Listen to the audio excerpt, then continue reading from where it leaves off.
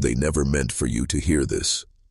Not the whispers that crawled through hospital corridors, not the names scratched into the walls of locked basement doors, not the final choking words of the 217 who entered, but never came back up. Redwood Valley Medical Center sits like a cathedral of silence in the woods of Northern California, dormant now since 1905, but for 13 years it was a machine, a perfect, holy machine, and its function wasn't healing, its purpose wasn't mercy, it was harvest. There are photographs that never made it into the newspapers, black and white prints left in a sealed file labeled RVM Black Sun, buried in a Department of Defense archive for over a century. One shows a nurse dragging a patient down a stairwell that doesn't appear on the official blueprints. Another shows a group of orderlies posing in front of the hospital chapel, their eyes blacked out in ink by a trembling hand. But it's the third photo that forces you to swallow your breath. A group of 12 patients seated in a circle in what appears to be the chapel basement, hands folded, all smiling. The problem? All 12 are listed as deceased, months before the photo was taken, and in the reflection of the glass behind them, a 13th figure is standing. You were never supposed to see that, just like you were never supposed to know why federal agents burned the last medical records, why a team of researchers in 1983 refused to speak about what they saw in room B13, why the last surviving nurse slit her wrists and carved 3 words on the walls in her own blood, not divine, engineered. You're not just watching a story, you're entering a sealed chamber where silence screams. Every institution has its skeletons. This one never even bothered to bury them. And tonight, you're going to learn why. What they did, who allowed it, and what it means for every hospital, every religious or dare, and every sacred promise you've ever trusted. We start at the end. March 1905. The day Redwood Valley Medical Center was shut down, not because of scandal, but because someone finally opened the wrong door. This is your descent. One step at a time. No going back. March 3rd, 1905, Redwood Valley, California. A cold wind dragged through the sycamore trees that surrounded the medical center like sentinels. Sheriff Wendell Gray had been summoned by a panicked orderly who fled the hospital on foot, barefoot, muttering something about the 13 and a room that wouldn't stay shut. By the time Sheriff Gray and his deputies arrived, the facility was unnaturally still.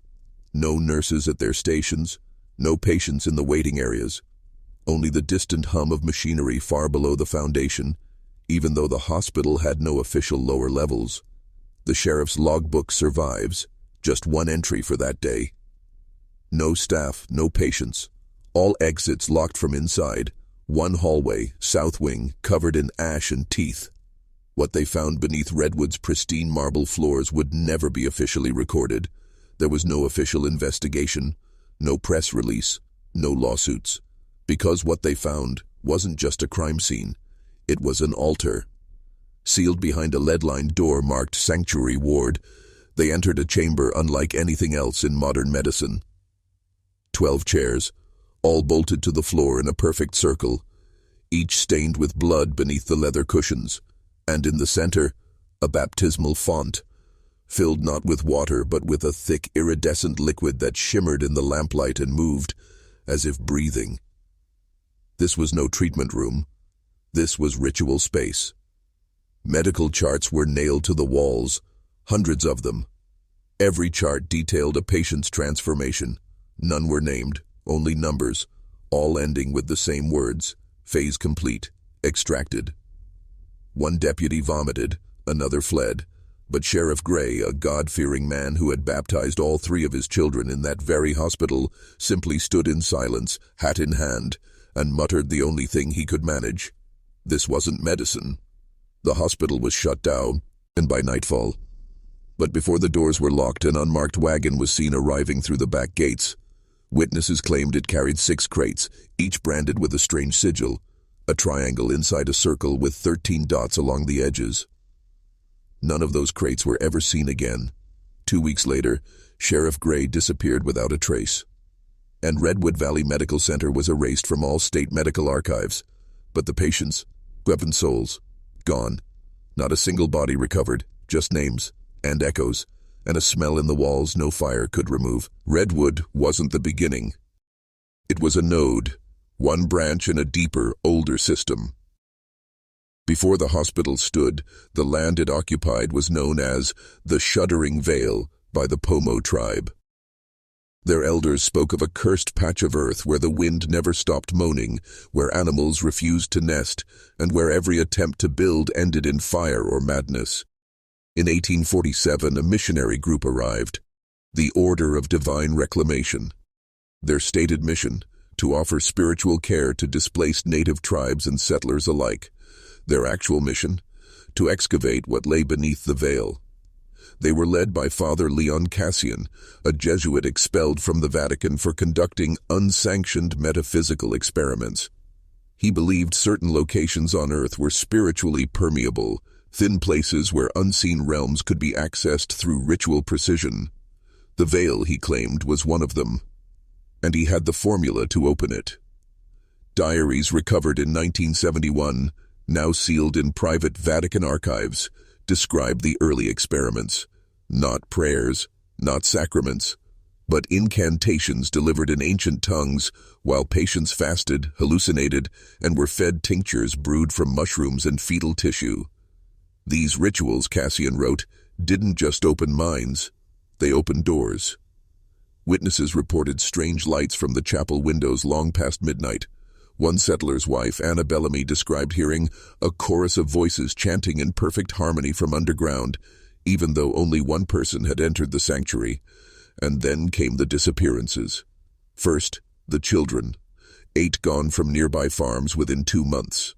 Then, 2 of Cassian's own acolytes vanished, last seen entering the lower chamber for an extended sacrament. Locals began to whisper about the well that feeds the shadow, a phrase carved into the bark of surrounding trees overnight, with no footprints found, bed beneath them. The order sealed the area and denied all accusations. But by 1852, the chapel burned to the ground, its stone walls melted into black glass. Cassian was never found. Only a single page survived the blaze. Through 12, the gate is focused. Through 13, the gate opens. 17 years later, the hospital would be built directly on those ruins, and it would inherit the rituals, the numbers, and the door. Redwood wasn't haunted. It was functional. And it was only ever meant for one thing. The official story? Redwood Valley Medical Center was a small rural facility founded in 1892 by a coalition of Catholic philanthropists to serve logging families in Northern California. That's what the brass plaques say, what the archived newspaper clippings repeat, what the church has always maintained. But there's a problem. The town's population in 1892 was only 143, and yet the hospital was built with 217 beds, advanced surgical suites, a subterranean heating system decades ahead of its time, a private rail line that brought patients in from as far as Idaho, and that's just the surface. In 1987, 2 students from UC Berkeley trespassed into the ruins.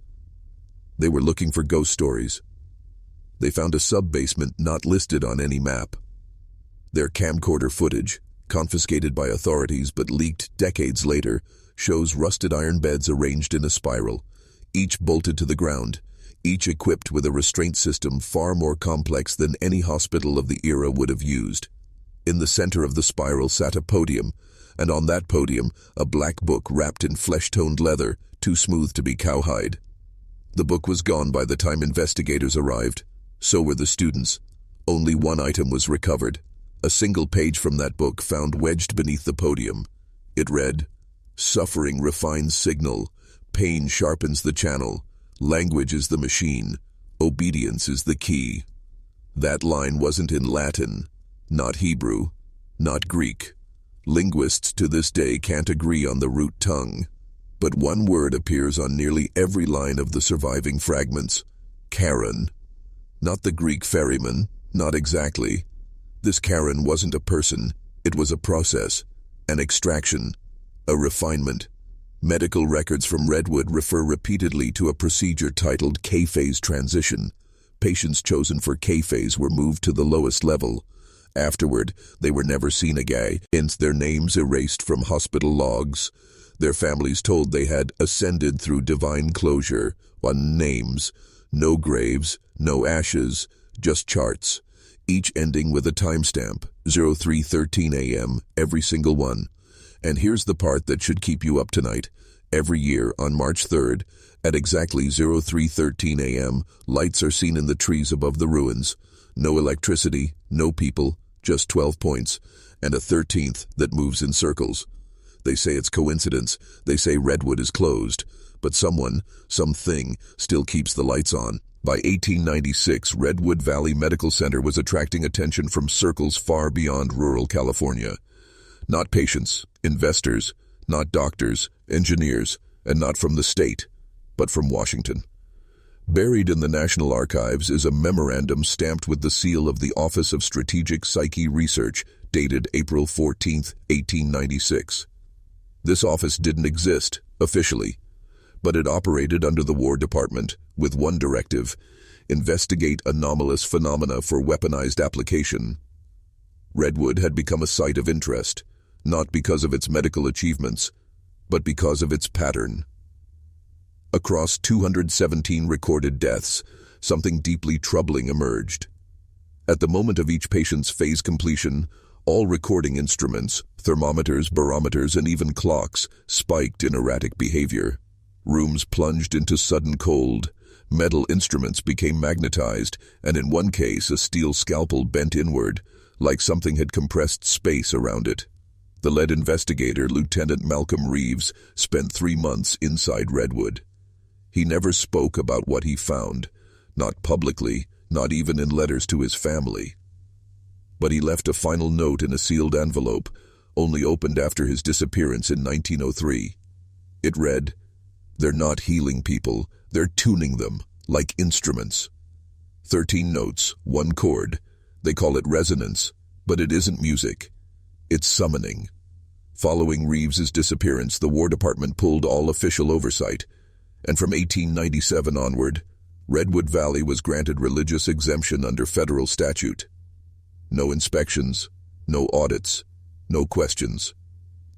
That same year, the hospital chapel was rebuilt with strange architectural features. Windows arranged in geometric patterns that didn't match any known religious design. 13 panes per wall, 12 around the perimeter, 1 at the center. A patient named Lillian Hart, who survived 2 weeks in Redwood before escaping under mysterious circumstances, later described the chapel as a tuning fork made of prayer and grief. She told investigators, "They made us sing, but not hymns. We were reading numbers, rhythms. We didn't know it, but our voices were forming an algorithm." When asked what the algorithm did, her answer chilled even the most skeptical psychiatrist. It made something aware of us. By the turn of the century, Redwood was no longer treating illness. It was conducting alignment. Patients weren't being cured. They were being composed. There are things the body knows before the mind can comprehend. Instincts buried deep in the spinal cord, when to run, when to kneel, when to obey, and every man who entered Redwood's lower wards felt that instinct scream the moment the elevator doors closed. The elevator itself, mechanical, coal-powered, should have gone down 1 floor, but patients recorded in contraband journals swear it dropped farther. 6 levels, maybe 7. No numbers marked the descent. Only a symbol etched into the iron doors, a triangle inside a circle pierced by a vertical line, identical to alchemical glyphs for transmutation of flesh. Here the pain began, not the kind that breaks bones, the kind that breaks identity. They were told they were receiving sacred neurotherapy, that they would achieve a state of divine perception through calibrated suffering, a place beyond pain, beyond fear, beyond ego.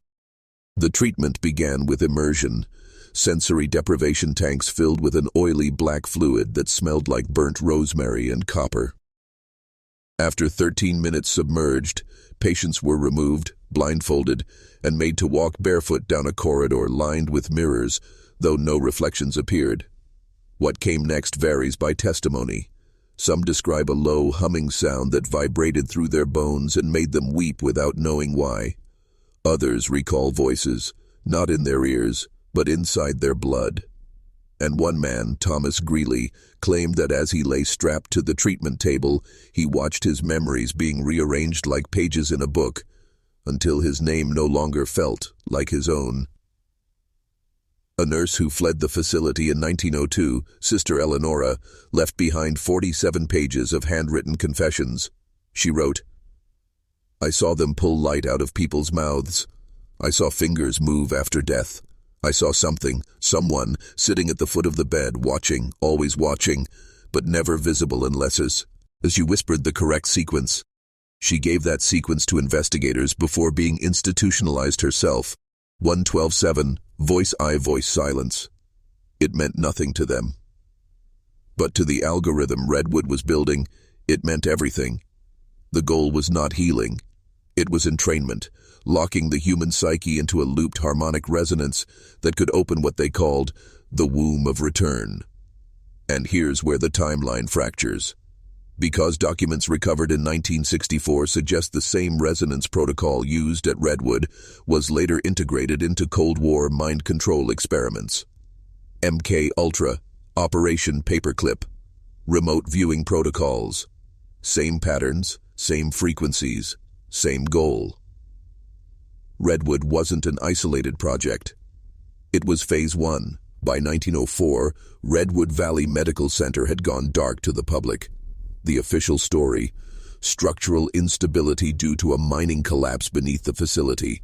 But miners in that region knew better. There were no mines beneath Redwood, at least none dug by men. That same year, a man named Dr. Julian Eames returned from an academic tour of Egypt, Mesopotamia, and Tibet. His studies focused on sacred geometry, resonance temples, and early harmonic rituals performed during burial rites. He did not return alone. With him came blueprints, designs, schematics for machines shaped like gongs, spirals, and tuning wheels, all intended to reconfigure grief into gateways. At Redwood, the underground levels were quietly restructured based on these blueprints. Stone chambers were replaced with copper, wooden beams were swapped for bone-colored ivory columns, and every hallway was refitted to a specific ratio, 13:1. No corridor was allowed to bend. Every passage was straight, narrow, and ended with a mirror, though those mirrors reflected things not always present in the room. Sometimes, nothing at all. Other times, a figure behind the viewer, even when they stood alone. What's most disturbing is this. From 1905 to 1912, no death certificates were filed, but 294 patients were admitted. No releases, no transfers, just intake. And behind sealed doors, something was heard. Not screams, not music, chanting, but not in Latin, Hebrew, or Greek. It was rhythmic, mechanical, almost pre-linguistic. A declassified audio tape, smuggled out in 1957 by a former CIA sound engineer, captured 43 seconds of that chant. When played in modern times, it causes nosebleeds in 12% of listeners, in 3%, temporary paralysis, and in one recorded case, death by cerebral hemorrhage, sound used as surgical violence. That was Redwood's legacy. What they discovered was not therapy, it was alignment. This is rough agony. The transformation of the human soul via harmonic distortion. Dr. Eames's final paper, never published, only found in the ruins after his death, was titled Threnotic Architectures, How to Sing a Gate Open. Inside were diagrams showing how human vocal cords under emotional strain produce frequencies that bend space, not metaphorically, but physically. The implication, our sorrow, raw, unfiltered, ancient, is a key. And when used in chorus, it unlocks something older than language. By 1913, Redwood had become something else entirely. No longer hospital, no longer experiment. Now it was a temple, a harmonic weapon, a womb for something not yet born. The first government investigator sent to Redwood was Agent Harold Blythe, a quiet man with a war-touched face and a mind like razors. He arrived in February of 1914 under the guise of inspecting fire safety protocols. What he found never made it to the final report.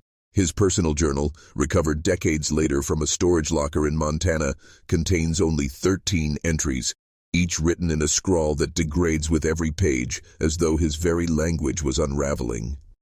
The first few entries are observational. No staff on record, only 2 nurses seen. Patients wear black robes, not gowns. No windows anywhere. Feels like walking through a body. But by entry 6, the tone shifts. Woke up screaming. Dreamt I was buried in ash but breathing. I could hear a heartbeat under the floorboards. It wasn't mine. And then entry 9. Voices chanting behind the wall. Not English, not any language I know. It felt wet in my ears. I bled from the left one. By entry 12 he writes, I've begun to see my own shadow move independently. It watches me sleep. I think it's waiting. I think it's not mine. And the final entry, entry 13, written in charcoal, not ink. The mirrors lied. I walked through one. I saw myself on the other side, smiling back. But it wasn't joy. It was hunger. It whispered, You are the door. He was never seen again. The official documentation filed by Redwood's acting administrator, Dr. Agnes Wren, simply stated, Mr. Blythe departed after completion of his inspection. No irregularities noted. But here's what Dr. Wren never included in her reports. She was not a real physician. Records show she had no medical degree, only a background in acoustics and proto-linguistics. She studied how ancient societies encoded ritual trauma into spoken form, and she believed trauma was not something to be healed, but harnessed. By 1915, Redwood no longer accepted patients. Instead, it received subjects, most from prisons, some from orphanages, all marked with the same sigil tattooed behind the left ear, a crescent wrapped in barbed wire. What they were testing now wasn't sanity. It was resonant obedience. A leaked document from 1938 later revealed that Redwood had become the site of Project Siren, an attempt to create acoustic control fields by manipulating the frequencies of fear, grief, and memory. Imagine this. You walk into a room, a tone plays, inaudible, low, and suddenly, you remember things that never happened. Confess to crimes you never committed. Feel loyalty to people you've never met. That was the end goal, to reshape identity through sound, to sing men into submission, to break the will without lifting a hand, and it worked. Too well, too. By 1921, whispers of Redwood's new purpose had reached deep into the American occult underground. Not the flashy charlatans or dime store mystics, but the real ones. The ones who understood that power is not found in symbols, it's found in sacrifice. A man named Malcolm Greaves, an excommunicated Jesuit and sound theorist, wrote in his private correspondence, Redwood has become a mouth. It consumes trauma and speaks in echoes. The chants are not songs, they are summons, and I fear they are being answered. What's chilling is this. He claimed those chants matched pre-Sumerian funeral tones found etched into obsidian tablets unearthed in Iraq, tones believed to mimic the heartbeat of subterranean gods. Not metaphorically, literally, because at Redwood, the rhythm was everything. Each subject was made to walk in perfect synchrony with the chant, 1 footfall per syllable. Even the spacing of the rooms obeyed a pulse. 7 steps between each doorway, 13 steps to the central chamber. That central chamber was not on any blueprint. It appeared after renovations, without construction. Staff called it the throat. No lights inside, only a low hum that made even the healthiest men vomit after 30 seconds. Survivors say you don't walk into the throat. You are pulled. Former inmate turned test subject number 1172, who escaped in 1922, described it like this in a smuggled recording. When you stand at the edge, your body forgets what backward means. The sound grabs you. You see things in the dark, things shaped like grief. They wrap around your legs like fog made of memory. You remember your mother's death, even if she's alive. You remember your own funeral. He died 3 days after giving that testimony. Not from physical trauma, but from cardiac resonance collapse. His heart mimicked the rhythm of the throat and stopped beating when it reached the final tone. What Redwood had done was breach something deeper than science and more precise than any cult.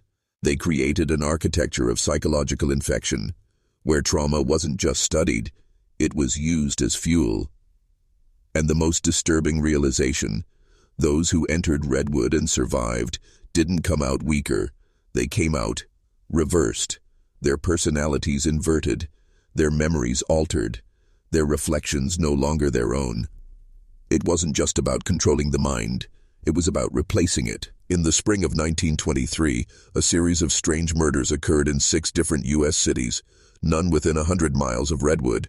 The victims had no clear connection, different races, different ages, different walks of life.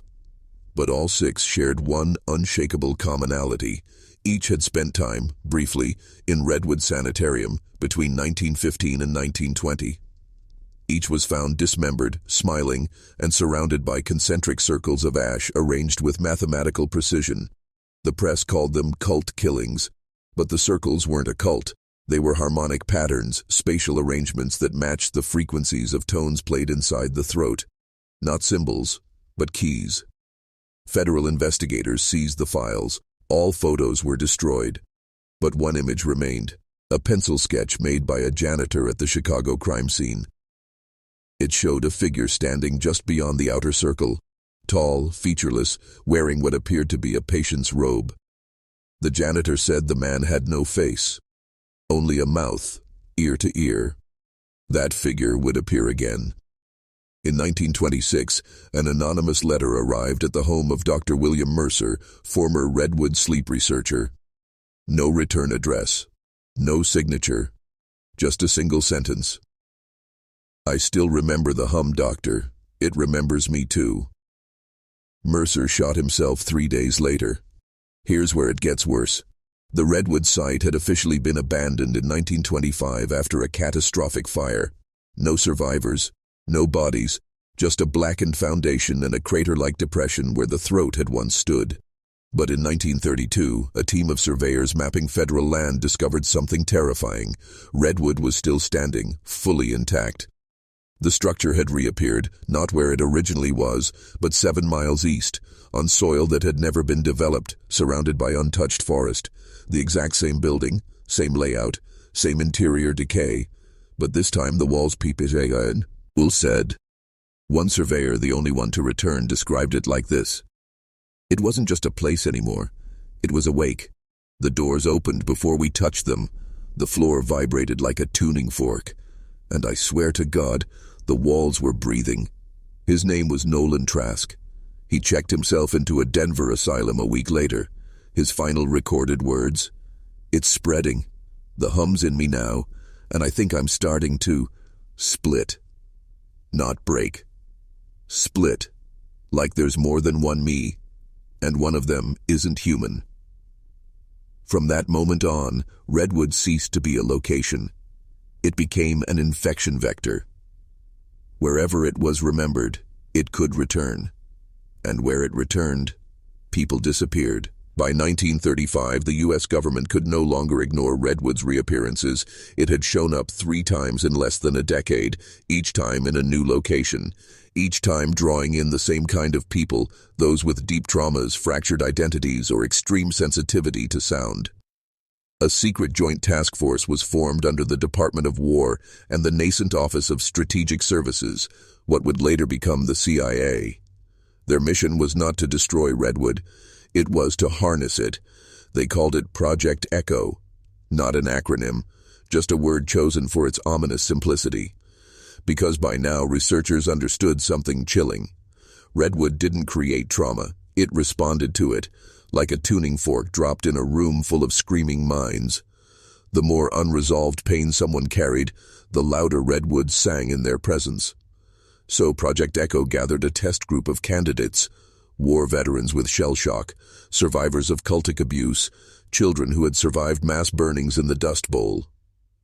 They built containment structures around Redwood, walls 10 feet thick, lined with lead and obsidian, microphones implanted in the stone, recording 24 hours a day, and what they captured was not human, not voices, but memories, spoken back through tone.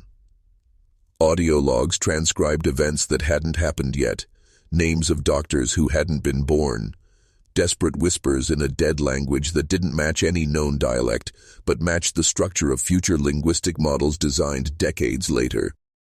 One log was labeled Echo 137. It repeated 3 words, over and over. We're already here. That's when panic set in, because multiple Redwood candidates, isolated from one another in different states, began drawing the same symbol. A twisted shape, a Mobius strip that looped inward endlessly, like a throat collapsing into itself. Psychiatrists called it the spy. But one linguist gave it a more accurate name, the glyph of recursion, because it didn't just represent repetition, it was a gate, an idea that infected cognition, looping into itself until it replaced all other thoughts. Once a subject saw it, they couldn't unsee it, couldn't forget it, couldn't sleep without hearing that hum. That was the true danger. Redwood wasn't just physical, it was conceptual, a place that lived in the architecture of trauma, in memory, in idea, and once it entered your mind, it stayed. By 1938, Redwood had become a memetic hazard. It wasn't just a location, it was an idea that spread like a virus. You didn't need to visit it anymore. Just hear about it. Just see a sketch, read a sentence, hear the wrong tone in a song. And once Redwood was inside your head, it didn't come out. That's when the disappearances changed. Before, it was just people near the site. Now it was readers, listeners, witnesses. One journalist, Helen Moreau, attempted to expose Project Echo in a 1939 piece titled "The Building That Follows You." It was never published, because the morning after she submitted it to her editor, every person who had touched the manuscript vanished. Gone. Her editor. Her typesetter. The janitor who emptied the trash can where the carbon copy had been tossed. Even the courier who delivered the draft. All 6 disappeared from their homes, no signs of struggle, no evidence of violence. Only one thing remained in each residence, a torn scrap of paper with the same sentence scribbled in childlike handwriting. Do you remember the door that hummed? The government shut down Project Echo 2 weeks later. Not because they wanted to, but because its lead scientist, Dr. Elaine Harker, disappeared on camera. The footage, stored in classified vaults under Fort Detrick, shows her sitting at a desk reviewing patient audio. At 3:17 a.m., she leans forward, as if hearing something no one else does. Her eyes roll back. Her jaw unhinges, and then the wall behind her folds inward. Not breaks, not collapses, it folds, like paper drawn into itself, and from it something pulls her backward, fast and silent.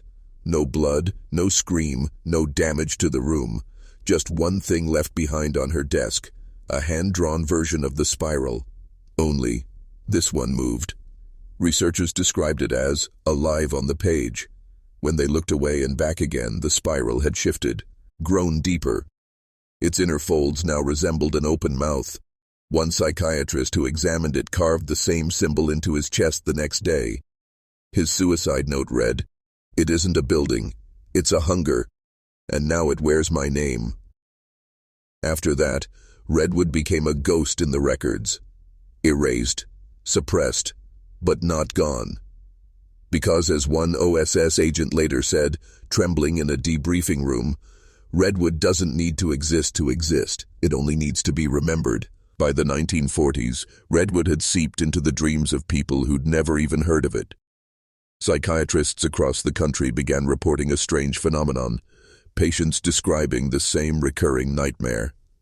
The details varied slightly, but the structure was always identical. A long corridor made of creaking red wood, a door with no handle, a distant hum that grew louder the closer they got, and a voice, soft but ancient, whispering just behind their left ear, "There is no outside, only deeper in." And here's where things take a darker turn, because the majority of these patients had no prior trauma, no history of mental illness, no contact with any known Redwood-related material. The dream simply arrived, and then repeated, night after night, until they cracked. Some tried to claw open their walls, convinced they were inside something they couldn't see. Others spoke in languages that didn't exist, structured gibberish that matched the phonetics of Echo 137. A few just walked into the woods and were never found. In 1944, a Navy codebreaker named Arthur Leeds was brought in to analyze the patterns in Redwood-related audio. Within a month, he submitted his final report, then set fire to his office, sealing himself inside. What was in the report? One page survived. On it was a phrase repeated 19 times. The pattern is listening. The pattern is listening. The pattern is listening. Leeds had been working on what he called sympathetic harmonics, the theory that certain sounds could not only affect emotion, but also open perceptual gateways. Gateways to what? He never lived long enough to explain. But in his personal notebook, scribbled in red ink over and over again, was one line. Redwood is not in the woods. It's in us now. After that, the government classified everything. All references to Redwood were redacted, all physical evidence destroyed. But here's the thing. You can't kill an idea, especially one that feeds on thought. And sometime in 1946, an entire town in Pennsylvania, Hallister's Grove, reported hearing the hum, every resident, every room, every night, until one morning they were all gone, houses left unlocked, coffee cups still warm, children's toys scattered in the yards. Only one thing remained in the town square, a spiral carved into the fountain. But this time it wasn't a flat drawing. It was a hole, and it went down. By 1952, whispers of Redwood reached the Vatican, not through official channels, through confessions. Priests in 3 separate countries reported receiving nearly identical confessions from unrelated individuals. Each began the same way. "Forgive me, Father, for I have remembered." What followed was never disclosed, because each priest who heard the full account died within a week, 2 from aneurysms, 1 from a fire that investigators claimed had no discernible point of origin. Only one word was found written in ash on the wall behind his remains: Echo. The church sent their own, a scholar of apocrypha and forbidden texts. His name was Father Leto Barris, and he specialized in pre-biblical mythology, things older than God, as he put it.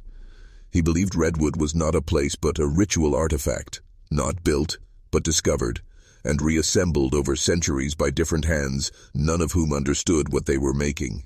To Barris, Redwood was a psychic echo chamber, a recursive structure designed to trap a thought so ancient and vast it could not exist in ordinary time. He claimed its blueprint matched Sumerian memory prisons, ancient druidic stone phonic circuits, and the Mithraic spiral of transcension. And then he disappeared, not into smoke, not into darkness, into silence. An entire reel of audio recorded during his final sermon was reviewed by Vatican archivists. 23 minutes of clear, articulate speech, until the final 6 seconds, where he says, "And so, in Redwood, we are not watching. We are being." Then nothing. No static, no distortion, just pure black silence. That clip was sent to an acoustic lab in Florence for analysis. Their findings? The sound file contained 0 audible data, but still emitted a measurable pressure wave, as if it were broadcasting silence as a frequency. One technician went deaf in one ear. Another reported hearing footsteps in his attic for weeks. But the most terrifying result came from a spectrogram. When visualized, the final 6 seconds of Father Barris's audio showed a pattern. Not random. It was a building. Redwood, but from above, a spiral of rooms, corridors, and voids, except at the center was no chapel, no core, only a single phrase in Latin, encoded in decibel spikes. Domus ex nihilo, the house from nothing. Redwood wasn't designed to be entered. It was designed to be heard. And once you hear it, it starts building itself in you. By 1959, the U.S. military could no longer ignore Redwood. They didn't believe in it, but they feared what belief could do. The Cold War was in full swing, and paranoia had currency. So a covert task force was created, Operation Black Veil, to investigate and, if necessary, weaponize Redwood phenomena. At first, they tried conventional methods. Drones were flown over the area, geological surveys conducted, chemical agents deployed, but nothing returned. No data. Literally nothing. Photos came back black. Seismic scanners flatlined. Sound equipment picked up a consistent 0.000 dB. It was as if the space itself refused to exist under observation. Then came the thought test. A group of psychically sensitive individuals, tested under MK Ultra protocols, were instructed to concentrate on Redwood's coordinates from a remote facility. They were given no prior information, just a location. Within 24 hours, 4 went catatonic. 1 carved a spiral into his own chest with a fork. The last, the youngest, simply spoke. "We built a house for what watches us in dreams. But we made it out of memory, and now it remembers back." From there, Black Veil turned inward. They shifted focus from the forest to the idea of the forest. They analyzed stories, rituals, language, anything that could hold or transmit mimetic structure. Because Redwood, they concluded, wasn't a place. It was a viral architecture, a self-replicating concept that used human attention as a host, like a melody that forces the mind into harmony, but not a pleasant one. No, Redwood's tune bent things, made thoughts echo in the wrong order. Subjects exposed to even fictionalized accounts began experiencing spatial inversion hallucinations. Rooms felt deeper than they were. Stairs appeared where none existed. One man reportedly walked into a mirror and didn't come out. In 1960, the task force Unsolved trucked a scale replica of Redwood based on sketches recovered from Father Barris's audio spectrogram. Within a week, 2 researchers had taken their own lives. One claimed the walls were whispering their names backward. The facility was shut down, files sealed under Project Echo Black. And that would have been the end of it, until 1963, when a boy in Nebraska drew a perfect map of Redwood in crayon. He'd never been told about it, never heard a word. But when asked why he drew it, he simply said, "Because the house wanted me to show you where it's going next." 1966. A psychiatrist at the University of Chicago begins seeing a patient named Nora Callan, 33 years old. No previous psychiatric history, but for the past month she's been waking up outside. Not sleepwalking, sleep standing, found barefoot on rooftops, in alleys 5 blocks from her apartment. One night, police discover her standing in the middle of Lake Michigan, on the surface 3 feet from shore, unblinking. She is dry. The psychiatrist, Dr. Ezra Malthorn, begins weekly sessions. Nora says nothing for the first 3. She just draws. Page after page of spirals, but not random, each mathematically consistent. Golden ratios, logarithmic curves.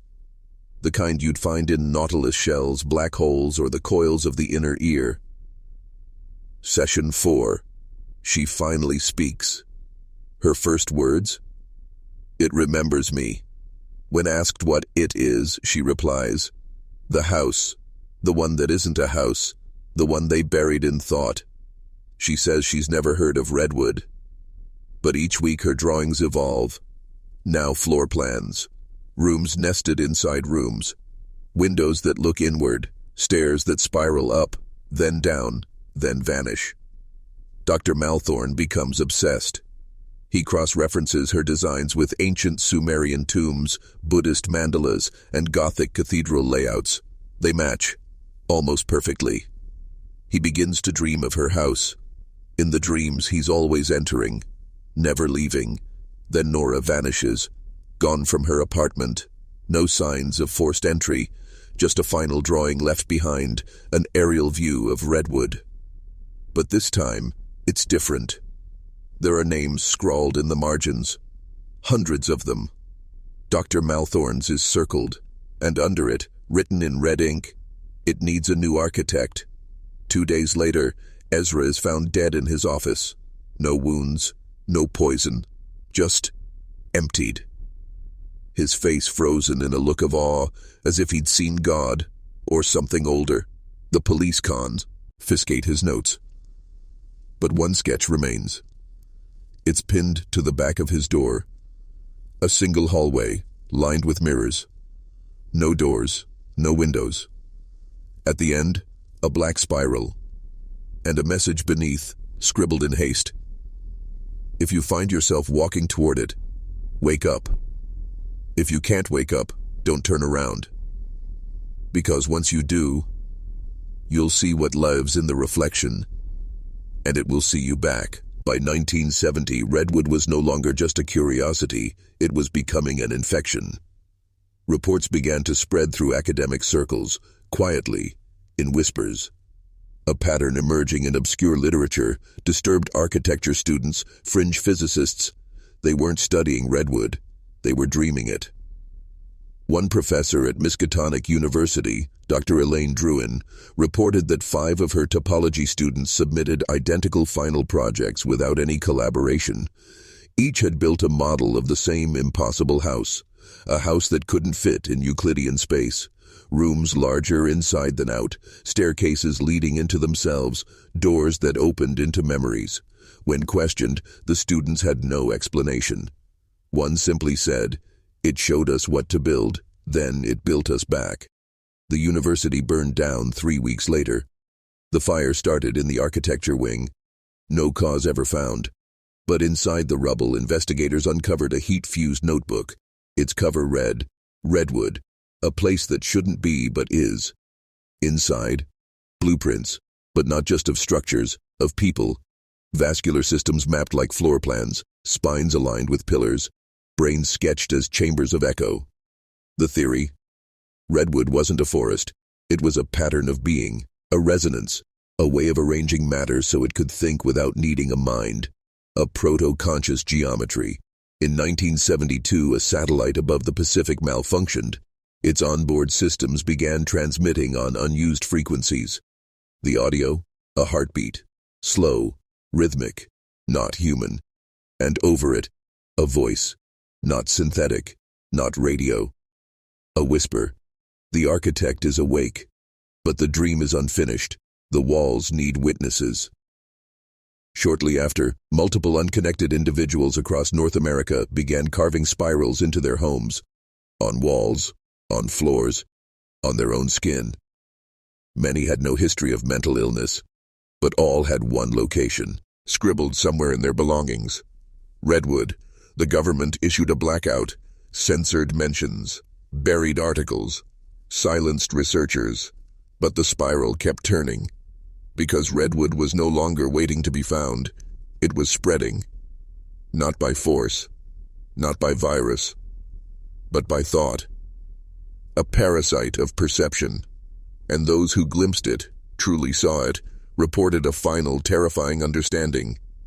It's not trying to get out, it's trying to pull us in. And once it does, you won't know what you were, only what it makes you into. By 1974, the last known Redwood map had vanished from public records. Its final appearance, a CIA dossier marked PSYOPs containment. The file was brief, classified, nearly illegible, but one paragraph had been redacted improperly and leaked during a Senate subcommittee hearing. The structure is not local to linear time. It reacts to attention. Observation seems to feed it, grow new spaces. Recommend zero visual contact. Memory triggers expansion. Disassociation advised.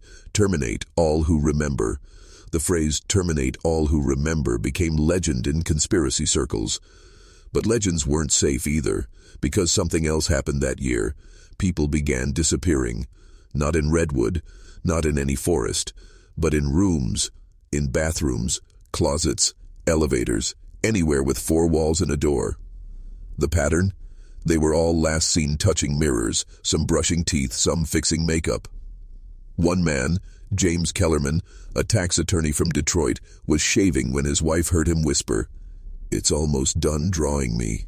She thought he was joking, until the mirror fractured. Not shattered, fractured, like bone. James was never found. No blood, no body. just the faint smell of pine, and a note etched into the mirror's glass. One room, infinite walls, only the house knows which way is out. Psychiatrists began diagnosing a new condition, echo syndrome. Symptoms included drawing recursive doorways, hearing footsteps in one's own silence, fear of mirrors, dreams of endless hallways, belief that one's reflection is a decoy. But here's the strange part. Almost all cases had no personal link to Redwood. No visits, no exposure. Just secondhand knowledge. They'd read about it, heard a name, seen a drawing, as if just knowing was enough to pull them toward it. Like an event horizon, but psychic. In fact, one neurologist, Dr. Sandor Glenn, published a PAP, titled Redwood as a Non-Euclidean Memeplex. His theory? It's not a place. It's a self-replicating geometry of thought, a structure that infects the architecture of your own mind. You dream it because it's already building you to fit it. Dr. Glenn died 2 weeks later, found folded into a box too small to hold him. Autopsy revealed no trauma, only one note on his tongue. The inside must match the outside, and the house is almost ready. In 1976, a weather balloon over Northern California captured a photo that was immediately classified. It showed no forest, no mountains, just an impossible shape suspended in the air above what should have been Redwood Center. Analysts described it as a tesseract mid-fold. Others saw nothing at all. Just noise, static. But those who stared at it for longer than 13 seconds reported nosebleeds, loss of time, a sensation of being watched from the inside of their own skulls. One technician gouged his own eyes and screamed, "I still see the hallways. They're inside the numbers." That photo, codenamed God's Error, was never publicly released, but the anomalies didn't stop. In 1977, a construction crew in Kentucky unearthed a stone stairwell beneath a barn slated for demolition. No prior records, no architecture, just stairs, going down. They sent one worker, a man named Luis Calderon, with a flashlight and radio. He descended for 3 minutes, then 4, then 10, then the signal cut. The only thing he said before it did, "It's all wood down here," but nothing was cut. It's like the trees grew the stairwell, and the knots in the wood, they're watching. The crew sealed the hole, but days later 2 of the men were found impaled on their own rafters like they'd been lifted into place. No ladder, no blood on the floor. On the wall, painted in a mix of soil and some unidentifiable red substance, "It's nesting beneath us, and we keep building the ceiling lower." The following year, in 1978, the U.S. Department of Energy funded a covert research initiative called Project Ellipsis. Its mission? To investigate non-terminating interior space, rooms that defy mapping. Their greatest fear? That Redwood had begun mimicking architecture. Not the forest, but the places we live in, the homes we sleep in, and that eventually every structure, every house, building, skyscraper would become a Redwood node. A windowless place you'd walk into and never walk out. Just one door, and behind it, another version of you, smiling, not blinking, saying, "You made it back. Now let me in." By 1980, even the skeptics went silent. The Redwood phenomenon had shifted from fringe obsession to institutional paranoia. Entire intelligence cells were being restructured, not around foreign threats, but around one question: what happens when a place starts dreaming of people? There was a man, Dr. Alton Morrow, former architect turned topologist. He was recruited by Project Ellipsis to study structures that shouldn't exist, like the stairwell in Kentucky or the asylum blueprints that mirrored themselves after being photocopied. He didn't believe in the supernatural. He believed in math, patterns, dimensions, until he encountered the Redwood schematic. A hand-drawn diagram recovered from a child's notebook. No name, no location, just a single line at the top. "This is where she whispers to me when I'm almost asleep." It was a blueprint, but it didn't follow Euclidean rules. Stairs looped into themselves. Windows opened into other windows. One room had no floor, only a spiral of eyes and knees. At first, Morrow laughed. He called it deranged doodling, until he dreamed it. And in the dream, he was walking through the house, his own house. But it was wrong. The hallway was too long. The air didn't move, and the shadows were all falling toward him, not away. Then he saw her, a little girl, standing at the end of the hallway. She said, "You drew me, so now I live here." He woke up screaming. But that wasn't the horror. The horror was the sound of pencil on paper from downstairs. He crept down and found his own hand sketching something without him. The same schematic, but this time with more rooms. He amputated his right hand to stop it. But even in the hospital, with bandages fresh and mind sedated, he whispered, "It's still drawing. I can feel the graphite in my phantom fingers." 3 nights later, the hospital surveillance caught footage of Dr. Morrow walking calmly into the janitor's closet. He never came out. When the door was opened the next morning, it led not to cleaning supplies, but to a forest. A perfect replication of Redwood, lit by a moon that was too close. And in the center, a girl standing with her back turned, carved into the closet wall. She makes new architects now. In 1983, a man named Walter Eddings, former Navy intelligence turned private surveyor, received a black envelope with no return address. Inside, a cassette tape, a single match, and a map with coordinates that led deep into the heart of a territory marked restricted by order of U.S. Interior. Walter was a skeptic, didn't believe in ghosts, didn't believe in haunted forests, but he believed in anomalies, and he believed in being paid well to chase them. He went. No camera crew, no backup, just a voice recorder and a Smith Wesson. What he found was not a forest, not in the way we understand it.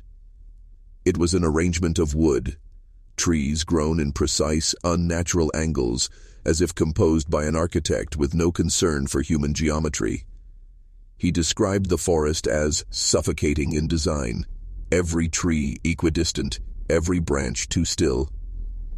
The air was thick with silence, as if sound had been banned. Walter pressed record. The tape captured 37 minutes of breathing, static, and faint, creaking.